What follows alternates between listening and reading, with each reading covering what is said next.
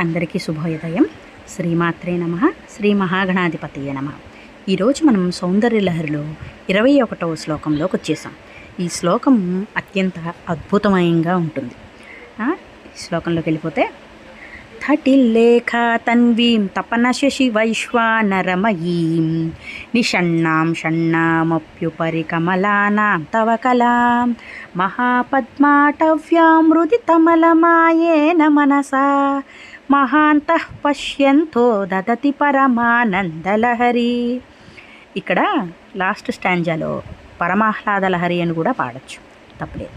ఈ పద్యంలోకి వచ్చేసి వెళ్ళిపోతే, అర్థంలోకి గనక మనం వెళ్ళిపోయినట్లయితే, అమ్మవారు మన యొక్క ఇది యోగులకు అత్యంత అద్భుతమైన ప్రకాశవంతమైనటువంటి శ్లోకం.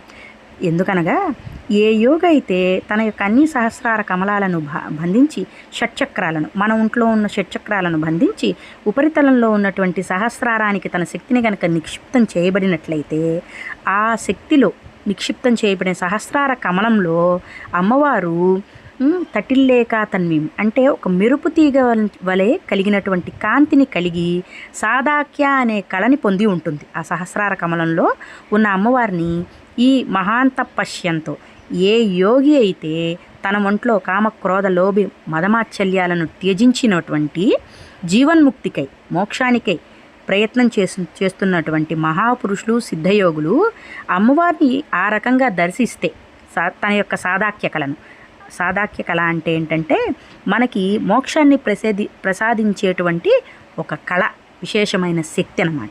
ఆ శక్తిని వీళ్ళందరూ ఎలా ధ్యానిస్తున్నారంట, మెరుపు తీగ వలె మెరిసినటువంటి సూర్య చంద్ర అగ్ని రూపం కలిగినటువంటి ఒక కాంతి పుంజాన్ని వాళ్ళు సహస్రార కమలంలో దర్శిస్తున్నారు. అలా దర్శించడానికి ఏం కావాలి? మన ఒంట్లో ఉన్నటువంటి అహంకార మమకారాలను త్యజించి మలినం లేనటువంటి మనస్సుతో వాళ్ళు అమ్మవారిని ధ్యానించి అమ్మవారి యొక్క ఐక్యతని పొంది మోక్షాన్ని పొందగలుగుతున్నారు. ఇది ఈ పద్యం యొక్క అర్థం. ఇక పరమార్థంలోకి వెళ్ళిపోతే, 11 రోజులు తదేకంగా ఈ పద్యాన్ని కనుక మనం జపించినట్లయితే 1000 మార్లు ఆ జీవుడికి కరతాళామలకంగా ఈజీగా అతనికి దుఃఖాలనేవి పోయి సుఖాలే వస్తాయి.